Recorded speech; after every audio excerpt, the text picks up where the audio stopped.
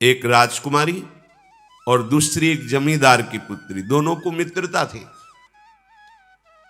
एक दिन राजा के यहां भगवत प्रेमी महात्मा आए। वो संत सेवी राजा थे। महात्मा जन आते रहते थे और महात्माओं का कार्य ही होता है निरंतर अपने प्रभु की सेवा और सुमिरन में मगन रहना। सेवा सुमिरन ये बहुत बड़ी सामर्थ्य है। अगर हम हर समय सेवा और सुमिरन में रहें तो कभी कोई माया प्रपंच हमें परास्त नहीं कर सकता। जहां हम सेवा सुमिरन से अलग हुए वहीं माया का प्रभाव पड़ता है। भगवान का शालिग्राम स्वरूप उनके पास था। खूब भाव से सेवा कर रहे थे और नवीन अवस्था की कोमल हृदय वाली ये दोनों सखियां देख रही थी। इनके मन में आया ऐसे हम भी ठाकुर सेवा करेंगे। देखने से सुनने से हमारे हृदय में प्रभाव पड़ता है। गंदी बातें देखेंगे, गंदी बातें सुनेंगे, उसी का चिंतन होगा, हृदय गंदे आचरणों की प्रेरणा वाला बन जाएगा। अगर हम भागवतिक बातें सुनेंगे, भागवतिक दर्शन करेंगे तो भागवतिक चिंतन होगा, हृदय भागवतिक प्रेरणा वाला बन जाएगा। कई दिन संत भगवान रुके, रोज सेवा कीर्तन कथा, सरल हृदया। उन दोनों सखियों में बात आई कि चल करके संत भगवान से कहते हमको भी ठाकुर जी दीजिए। दोनों ने चरण पकड़कर प्रार्थना की, गुरुदेव हमारे हृदय में भी इच्छा हो रही कि हमें ठाकुर सेवा मिले। अब दोनों बच्चे ही थे। संत भगवान ने विचार किया सेवा पद्धति में बहुत सावधानी की आवश्यकता होती है। अभी ये बच्चे हैं, कहीं सेवा अपराध न बन जाए। सेवा अपराध भी होता है। उपासना में चलने वाले उपासक को सेवा अपराध और उप सेवा अपराध 32 ये 64 इन पर सावधान रहना चाहिए। ये गलती नहीं होनी चाहिए। जैसे आप ठाकुर सेवक हैं, अपने घर में सेवा विराजमान किए हुए हैं। अब जैसे आपको ठाकुर जी के दर्शन के लिए जाना है, जहां तक ठाकुर जी के दर्शन करने के लिए जाना है, हो सके तो पादुका न पहने, नंगे पैर दर्शन करने जाए। यदि आप में ऐसी सामर्थ्य नहीं है किसी कारण से, तो सीढ़ियों में पादुका नहीं पहनना चाहिए। जहां से मंदिर की सीढ़ियां हैं, पादुका उतार कर माथा रखकर सीढ़ी में फिर चढ़ना चाहिए। खड़ाओं या पादुका पहन करके श्री विग्रह के दर्शन करने के लिए जाने में फिर अपराध लगता है। अरे अपने मालिक के दर्शन करने जा रहे हैं, स्वामी के दर्शन करने जा रहे हैं, प्रभु के दर्शन करने जा रहे हैं, तो अपनी कुटिया से और मंदिर तक नंगे पैर जाना चाहिए। ये भावना रखनी चाहिए। भरत जी जा रहे हैं प्रभु के दर्शन करने के लिए, अयोध्या से पैदल ही चले थे, तो सुकुमार चरणारविंद तो बड़े बड़े फफोके छाले पड़ गए थे। वशिष्ठ जी ने देखा, सबने मिलकर भरत जी से कहा पालकी पे बैठ जाइए।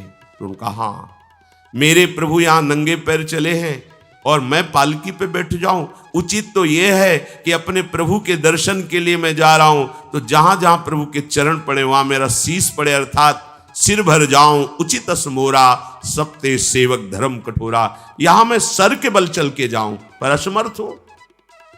तो आप कह रहे हैं पैर में छाले पड़ गए, आप सवारी में बैठ जाइए। ऐसा नहीं हो सकता। तो अपने प्रभु के दर्शन करने के लिए जब जाए तो हो सके, सामर्थ्य हो तो पादुका न पहने, कोई खड़ाऊं चप्पल जूता आदि ना पहने। अगर पहने हैं तो बस सीढ़ी तक ही पहन कर जाए, ऊपर सीढ़ियों के नहीं। इतने सुकुमार मत बनो, ये आग में जलाया जाएगा शरीर, ये गाड़ दिया जाएगा शरीर, इससे ज्यादा प्यार ना करो। अब इतना दृढ़ विश्वास कि ये बच्चे हैं, सेवा भाव कैसे पूर्ण कर पाएंगे? तो उन संत भगवान ने दोनों बच्चियों से कहा कल ठाकुर जी लाएंगे, हम आपको दे देंगे। तो गांव में घूमे तो आसपास गोले गोले से पत्थर मिले, पत्थर लाए 2 और कहा कि ये लो तुम्हारे ठाकुर जी। दोनों को दिया। देखो गुरु वचनों पर और गुरु प्रदत्त सेवा वस्तु पर कितना भाव होना चाहिए। उन्होंने दृढ़ विश्वास किया कि मुझे भगवान गुरुदेव ने दिया, ये भगवान है मेरे। दोनों ने अपने हृदय से लगाया। अब एक जमींदार की पुत्री थी, एक राजकुमारी, स्वर्ण के सिंहासन में, और उनका नाम रखा शिलपिल्ले ठाकुर। शिल मतलब पत्थर, तो उनका तुम्हारे ठाकुर का नाम शिलपिल्ले गोविंद है। दोनों सिंहासन पर रखकर आराधना करती, भाव प्रतिपल बढ़ता गया, नाम निरंतर जप। गुरु प्रदत्त ठाकुर पर विशेष चमत्कार हृदय में प्रकट होता है यदि उन्हीं की नियमावली से चलो। अपने मन से बाजार से खरीद लाए, विराजमान किए हैं, कभी सेवा की कभी नहीं की, वो भी अच्छा है, कम से कम भागवतिक भाव तो है, लेकिन सिद्धि जो प्राप्त होती है वो गुरु कृपा से, गुरु प्रदत्त ठाकुर से। जैसे धन्ना जी को भांग के बट्टे में ठाकुर जी प्रकाशित हो गए, गुरु प्रदत्त। अब ये सखियां जब बड़ी हुई तो इनके ब्याह की बात थी। तो जो राजकुमारी थी उनका राजकुमार से किसी से ब्याह तय हुआ, ब्याह हो गया। अपने माता पिता से जब विदाई ली तो अपने ठाकुर जी को जो सिंहासन में थे, सिंहासन से एक सुंदर पेटी में से और गोद में रखकर, और अंदर ही अंदर जल रही है कि प्रभु मैंने प्रीतम आपको माना है, संसार के व्यवहार में ये प्रीतम बना हुआ है, पर प्रभु हमारे प्रीतम दो नहीं हो सकते, हमने हृदय से आपको माना। इसी विचार में वो बड़ी उदास है। पहले पालकियों में ऐसा राज सैनिक चल रहे हैं, पालकियों में वो बहू जा रही है और राजकुमार घोड़े पर। राजकुमार बार बार पालकी के समीप जाता, दर्शन करने की इच्छा होती है ना, तो उदास देखता, मन में बड़ी गिलानी हुई। उसने कहा, एक नदी थी, उसने कहा यहां हम थोड़ी देर विश्राम करना चाहते, राजकुमारी की पालकी रखी जाए और सैनिक दूर खड़े हो। तो राजकुमार वैसे ही आज्ञा हुई। तो बात करना चाहते हैं, पर वो ना देखती है और ना बात करती है, और इतना सुंदर रूप, क्योंकि ब्रह्मचारिणी और भगवत आराधना। अब उसके हृदय में जलन हुई कि ऐसा क्या है जो हमसे बात नहीं कर रही। बस बार बार ऐसे पिटारी खोल के ऐसे ठाकुर जी को देखती। नाम जप और सेवा के प्रभाव से वो सिल नहीं रह गया था, वहां उसको सांवरे श्याम सुंदर की झांकी मिलती थी। जब अपने शिलपिल्ले ठाकुर जी को देखती तो ललित त्रिभंगी श्री लालजू महाराज श्याम सुंदर दिखाए, अत्यंत आसक्ति। गुरु प्रदत्त किसी भी शब्द में, किसी भी वस्तु में दिव्यता होती है, बस हमारी भावना होनी चाहिए। अरे बोले ये हम नहीं दे सकते, ये गुरु प्रदत्त है, नहीं हम प्राण दे सकते हैं, लेकिन ये नहीं। जिसका गुरु वचन पर, गुरु प्रदत्त वस्तु पर, गुरु प्रदत्त ठाकुर पर दृढ़ निष्ठा हो गई, वही सिद्ध हो जाता है।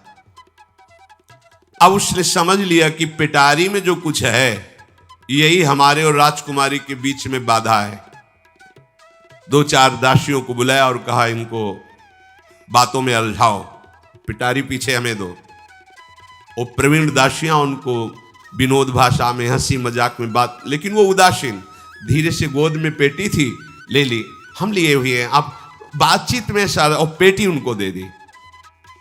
राजकुमार ने राजकुमारी से कहा यही पेटी तो हमारे आपके बीच में बात, फेंक दी नदी में। अब तो जो उसके हृदय में पीड़ा हुई, भारी व्याकुलता। अब राजकुमार है, सैनिकों के साथ तुरंत पालकी उठवाई, महल ले गया। पर वो आसक्त है, इतनी सुंदर राजकुमारी, क्योंकि भागवतिक तेज से संपन्न में आकर्षण होता है। राजकुमारी ने कहा यदि हमारे ठाकुर नहीं तो मैं नहीं, आज से अन्न जल त्याग, प्राण त्याग दूंगी। अगर हमारे ठाकुर जी हमारे समीप नहीं तो आज से अब एक बूंद पा। कैसे पिए? अपने ठाकुर को भोग लगा के पाला है और ठाकुर जी फेंक दिए गए। भारी व्याकुलता, जैसे मीरा जी कहते, दृश्य बिन दुख न लागे नहीं, न रात में नींद है न दिन में अन्न जल है, व्याकुलता। अब भयभीत हो गया राजकुमार। पूरा महल इस विषाद से हो गया कि अगर नवीन राजकुमारी प्राण त्याग देती है तो क्या होगा लोक समाज में। कि अभी नवीन राजकुमारी गई, ये लोग ऐसे निर्दयी हैं कि ऐसा व्यवहार किया कि उसने प्राण त्याग दिया। राजकुमार घुटने में आ गया, घुटने टेक कर राजकुमारी से कहा मैं तुम्हें दुखी नहीं करना चाहता, पर मैं तुमको छोड़ भी नहीं सकता। अब हमें आप वो उपाय बताओ जिससे आप मुस्कुरा दो, आप प्रसन्न हो जाओ। तो उनका, हम अपने ठाकुर के बिना जीवित नहीं रह सकती। यदि आप हमें जीवित देखना चाहते तो हमारे ठाकुर जी ला के दो। ठाकुर जी को नदी में फेंक दिया था। पारिवारिक जनों के साथ राजकुमार उस नदी के तट पर गए और राजकुमारी से कहा, तुम्हें इतना प्रेम ठाकुर जी से, तो तुमसे ठाकुर जी कितना प्रेम करते हैं? अगर तुमसे ठाकुर जी प्रेम करते हैं तो मुझे प्रमाणित कर दो, तो मैं जीवन भर तुम्हारी आज्ञा में रहूंगा। अच्छा, तो तुम ये देखना चाहते हो कि ठाकुर जी हमसे कितना प्रेम करते हैं? हाथ फैलाया और आर्त भाव से पुकारा कि गोविंद, अब आपके बिना मैंने जीवित नहीं रहना।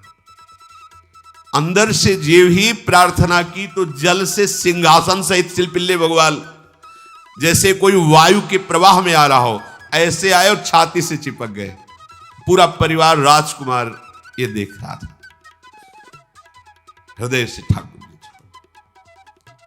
जी जीवन भर के लिए दासत्व स्वीकार कर लिया और कहा, जैसी आप आज्ञा करोगे। जैसे मीरा जी, जब राणा जी से ब्याह हुआ तो प्रथम मिलन की रात में मीरा जी ने कहा, सावधान, तुम हमारे पति नहीं हो, मेरा सुहाग गिरधर से है, श्याम सुंदर ही मेरे पति हैं।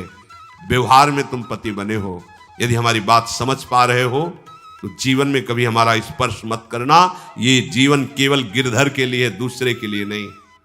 उतर गए शैया से और जैसे सेवक होता है, बोले, अहो भाग्य, मुझे ये सौभाग्य मिला कि इतनी महाभागवती की सेवा करने का। एकांत में मैं सदैव तुम्हारे शिष्य की तरह बर्ताव करूंगा, पर समाज में तुम्हें बहू की तरह बर्ताव करना होगा, नहीं तो लोग जीने नहीं देंगे। समाज में पत्नी की तरह और एकांत में गुरु शिष्य के। तुम हमारी गुरु होगी और हमसे ऐसा ही बर्ताव राणा ने किया, ऐसा ही उस राजकुमार ने दिया। हमारी भागवतिक निष्ठा ऐसी होनी चाहिए कि जो गुरु जी ने मंत्र दिया है, जो गुरु जी ने उपासना दी है, उसमें दृढ़ विश्वास होना चाहिए। हमारे अंदर किंचन मात्र फिसलाव नहीं होना चाहिए। और आगे जो महामहिम सूत्र है, जब तक हमारा मन प्रभु में समर्पित ना हो जाए तब तक पाप होने की संभावना होती है। बड़े बड़ों से चूक हो जाती है। इसमें यह नहीं कहा जा सकता कि हम इतने वर्ष से साधन में लगे, हमसे चूक नहीं होगी, ये तो भूल जाना। बड़े बड़ों से चूक करवा देना माया का कार्य होता है, पर जिनका मन प्रभु को समर्पित हो गया है उनसे चूक नहीं हो सकती। इसलिए जो अगला सूत्र वर्णन किया कि जितने भी पापाचरण होते हैं वो सब मेरे से होते हैं, ऐसा उपासक दृढ़ निश्चय करे। ऐसा नहीं कि पापाचरण भगवान से, भगवान करा रहे हैं। जिन लोगों का एक प्रश्न होता है कि जब सब कुछ भगवान करा रहे हैं, भगवान की इच्छा के बिना पत्ता भी नहीं हिलता, तो जो हम पापाचरण, गलत आचरण, वो भी तो भगवान ही करा रहे हैं। इस विषय को समझना है। आज के समाज का जो मानसिक स्तर है, जब हम त्याग की बात करते हैं कि गंदे आचरण नहीं करने चाहिए, तो जो समझाया जाता है, जो समझ है आज की आधुनिक, वो ये समझ है, कुछ ऐसे जनों ने ये निर्धारित भी किया है कि बहुत भोग कर लेने पर फिर समाधि की प्राप्ति होती है। अगर ऐसा होता तो लाखों लोग समाधि को प्राप्त होते, लाखों लोग बिना साधना के। क्यों? बचपन से लेकर के पूरे जीवन तक भोग ही भोग रहे, सब समाधि में पहुंच जाते। प्रायः सबके दिमाग में बात बैठी है कि अगर हम भोग ले तो हम मन को समझा सकते हैं, लेकिन आप बात अनुभव की समझ लीजिए कि आप भोगने के लिए जो ही गए तो मन के गुलाम बन करके गया, वो कभी तुम्हें मुक्त होने का अवसर नहीं देगा। और आज तक किसी ने भी ऐसा नहीं कहा भोग भोगने के बाद कि आज के बाद मैं प्रण करता हूं, मैंने जान लिया कि इसमें सुख नहीं है, आज के बाद कभी भोग नहीं भोगूंगा। कभी किसी ने नहीं कहा। सबको इस दलदल में गिरने के बाद सदगुरु या भगवान ने ही निकाला है, स्वयं आज तक कोई निकल नहीं पाया, कोई नहीं निकल पाया। ये ऐसा दलदल है। पर लोगों की भ्रांति रहती है कि ये जो मेरा मन जिन भोगों के लिए लालायित हो रहा है, उन भोगों को खूब भोगूं, फिर बाद में अनुभव जब हो जाएगा तब हम इनका त्याग करके फिर भजन मार्ग में चलेंगे। जो भजन मार्ग में चलते हैं उनके मन में भी लगा रहता है कि अगर एक बार भोग लूं तो मन को समझा तो सकता हूं। यह है आधुनिक सोच, यह है हमारे मानसिक सोच का स्तर। सब लोग देख लीजिए। अब भागवतिक सोच और शास्त्र सिद्धांत का जो मत है वो ये है, ये डंके की चोट से गाया गया है और इसी मार्ग में चल करके समाधि को प्राप्त हुए महापुरुष। एक भी कोई ऐसा समाधिस्थ महापुरुष बता दिया जाए विश्व में जिसने भोगों के भोगने के बाद समाधि को प्राप्त हुआ हो। जैसे हम भोजन कर लेते हैं तो लगता है अब कुछ नहीं, लेकिन 6 घंटे व्यतीत होते होते पर्चा बन जाएगा कि ये चीज फिर चाहिए खाने को। ऐसे ही कोई भोग भोगने के बाद कुछ क्षण के लिए उससे विरति हो जाती है, ठीक है, लेकिन फिर कुछ मिनट होने के बाद फिर नई स्फुरणा, नया संकल्प, नई क्रिया, नई भोग वासना सब हृदय में देख लो। इसके लिए किसी और से सलाह लेने की जरूरत नहीं। इसलिए ये जो संतों का मत है, शास्त्र का मत है कि भोगों के भोगने से भोग वासना दृढ़ होती है, कामना बढ़ती है, ना कि शांति मिलती है। लेकिन आधुनिकता में भोगों को भोगने से शांति मिलती है, ऐसी धारणा बनी हुई है और ये गलत है। और ये इतनी गलत हो जाती है कि हम हत्या करने लगते हैं, हिंसा करने लगते हैं, पूज्य जनों के साथ दुर्व्यवहार करने लगते हैं। आज तक भोगों में इति नहीं हुई। देवयानी जी भगवान शुक्राचार्य जी की पुत्री हैं। वो इतनी सुंदर हैं कि कोई अप्सरा भी उनसे होड़ नहीं कर सकती, क्योंकि भगवान शुक्राचार्य की पुत्री जितेंद्री, पवित्र, भगवद आराधन संपन्न। बड़ा प्रसंग है, उसको ना लेते हुए हम सारांश में बता रहे।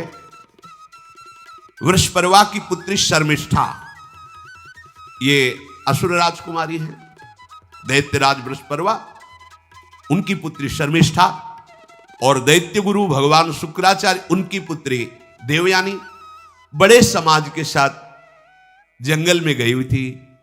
एक बड़ा दिव्य सरोवर था, तुलसी में सब राजकुमारियां स्नान कर रही थी।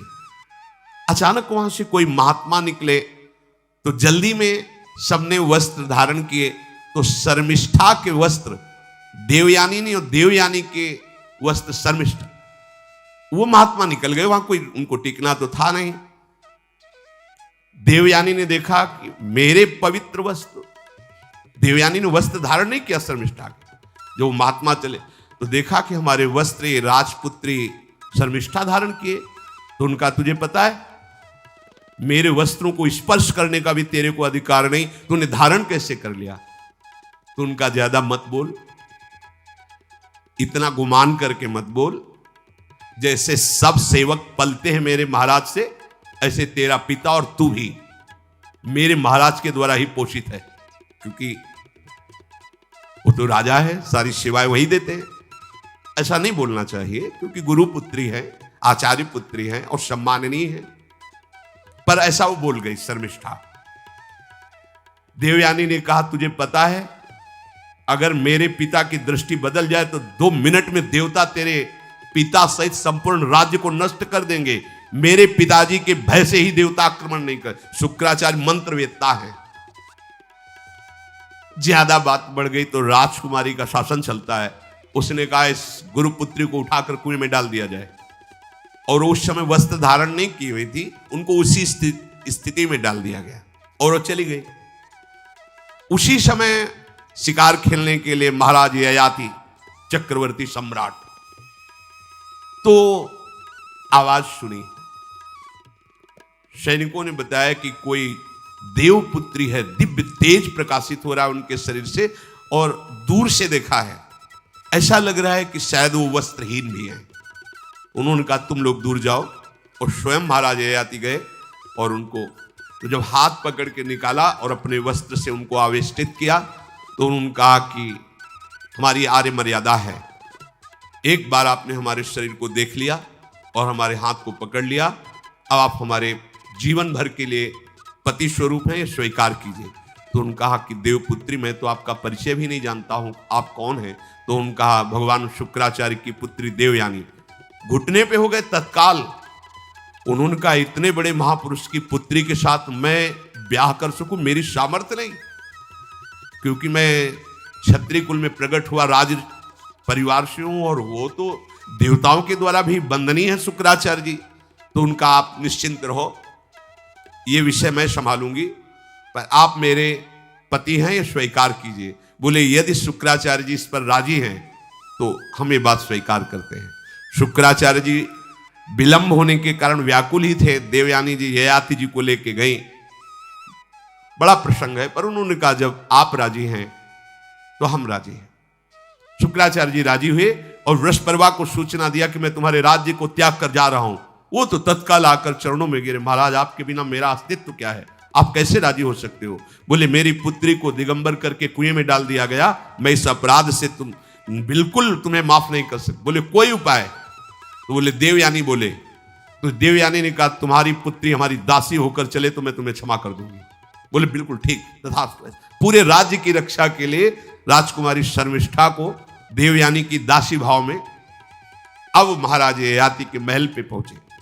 देवयानी ने कहा कि ये जो दासी भाव में आई हुई हैं ये सर्वांग सुंदरी हैं, और आपका कभी मन उधर चलना भी नहीं चाहिए, अगर चलेगा तो आप हमारे दंड के पात्र बन जाएंगे।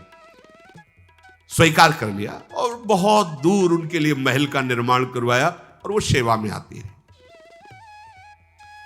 कुछ समय के बाद जब देवयानी जी के पुत्र हुए तो वन विहार के लिए अपने पुत्रों को लेकर चली, तो उधर शर्मिष्ठा के 2 पुत्र हो चुके थे, इनको पता भी नहीं था, और वो दौड़ कर आए, ययाति को पिताश्री कह करके आलिंगन किया, छोटे छोटे बच्चे।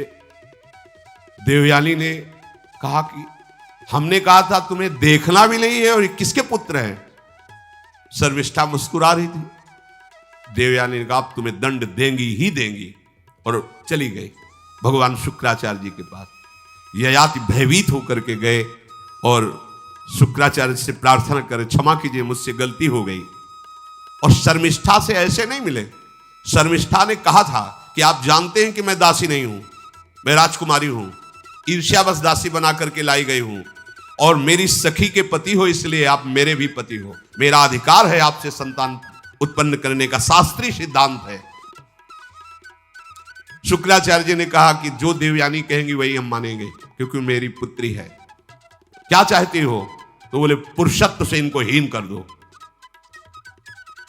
गुस्सा में आके शुक्राचार्य जी ने कहा तथास्तु। उसी समय महाराज ययाति पुरुषत्व से हीन हो गए और वृद्धावस्था छा गई शरीर में। अब ययाति ने कहा अब सुखी रहोगी तुम। अब देवयानी को भी होश आया कि ये तो क्या हमने अपना ही सर्वनाश कर लिया। कहा पिताजी अब इसका सुधार कैसे होगा? तो बोले जो पुत्र अपनी यौवन अवस्था दे देगा वही यौवन अवस्था इनके ऊपर आ जाएगी, वृद्धावस्था उसके पास चली जाएगी। महाराज ययाति ने अपने बड़े पुत्र यदु जी से कहा, तो उन्होंने कहा इसका प्रयोग कहां होगा? मां के साथ कदापि नहीं। मेरी यौवन अवस्था का प्रयोग मेरी मां के साथ कदापि नहीं, क्योंकि वो बड़े ज्ञानी महात्मा, इन्हीं के वंश में भगवान श्री कृष्ण का प्रादुर्भाव हुआ, इसलिए यदुवंशी कहेंगे। सबसे छोटे, शायद उनका नाम पुरु ऐसा कुछ, उन्होंने कहा यह जीवन पिता का दिया हुआ है, इस पर पूरा अधिकार है, आप स्वीकार कीजिए। तत्काल वो वृद्ध हो गए, वो जवान हो गए। कई हजार वर्ष तक उन्होंने अपने पुत्र की आयु का विषयों में सेवन किया।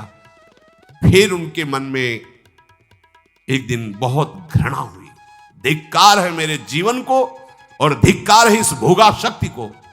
अपनी आयु तो गंवा ही दी, अपने पुत्र की भी आयु गंवा दी, फिर भी वैसे ही भोग वासना।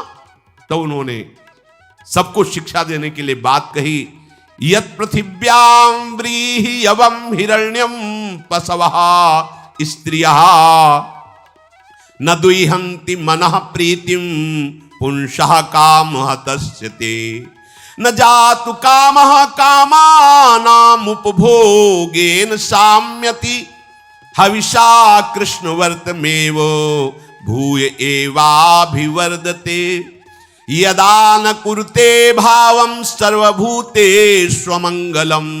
समदृष्टेस्तदा पुंसः सर्वा सुखमया दिशा या दुस्त्यजा दुर्मति भीर्जीर्यतो या न जीर्यते ताम तृष्णा दुख निवहाम शर्म कामो द्रुतम त्यजेत। जिसका हृदय काम से व्याकुल हो गया है उसको त्रिभुवन की सारी सुंदरी स्त्रियां दे दी जाएं, जो धान स्वर्ण पशु सब वैभव, तो भी वो कभी तृप्त नहीं हो सकता। ये महाराज ये आति का अनुभव त्रिभुवन की। विषय भोग भोगने से भोग वासना शांत नहीं होती, वरम और प्रबल हो जाती है। जैसे घी की आहुति डालने पर आग भड़क उठती है, वैसे ही भोगों को भोगते ही रहने पर भोग वासनाएं प्रबल रूप धारण कर लेती है और वो इतना कमजोर हो जाता है कि सोचता है मैं इसके बिना जी नहीं सकता। जब मनुष्य किसी भी प्राणी से राग कर बैठता है तो उसके हृदय की सामर्थ्य नष्ट हो जाती है। किसी भी, देखो ना, छोटे छोटे नशाओं में इतना हम आसक्त हो जाते हैं, अब हम इसके बिना जी नहीं सकते। किसी भी वस्तु का जब हम भोग करते इसके बिना जी नहीं सकते। इसलिए सबको संदेश महाराज आती देते हैं, यदि तुम अपनी कामना को शांत करने वाले रोकने वाले बन गए तो दसों दिशाएं तुम्हारे लिए सुखमयी हो जाएंगी। विषयी पुरुष को तृष्णा रात दिन जलाती रहती है, बहुत भोग भोगने पर भी वो कभी शांति या तृप्ति प्राप्त नहीं कर पाता। इसलिए जब हम भगवत मार्ग में चलते हैं तो ये तृष्णा और कामना ये डाइन की तरह हमारे हृदय में लगी रहती है। तृष्णा भोगे हुए भोग को बार बार भोगने की इच्छा, कामना सुने हुए देखे हुए भोगों को भोगने की इच्छा। तो उपासक जब तक अपने मन को प्रभु में नहीं दे पाता तब तक मन ये धोखा दे देता है। इसलिए बहुत सावधान रहना चाहिए। प्रभु की शरण में हो करके नाम जप करो और सदैव गुरुजनों की आज्ञा पर रहो, तो ये काम कामना वासना ममता आसक्ति राग द्वेष ये तुम्हें बांध नहीं पाएंगे। इनकी कृपा से आपको भगवत साक्षात्कार हो जाएगा। गुरु वाणी संतों की वाणी ये हमारा जीवन बन जाए। अगर ये जीवन नहीं है तो फिर मन हमें ऐसी जगह फंसा देगा जहां से हम निकल नहीं पाएंगे। इसलिए सावधान होकर जीवन व्यतीत कीजिए। बड़ा अमूल्य जीवन है, अमूल्य जीवन का लाभ है भगवत प्राप्ति, भगवत साक्षात्कार। श्री राधा वल्लभ लाल।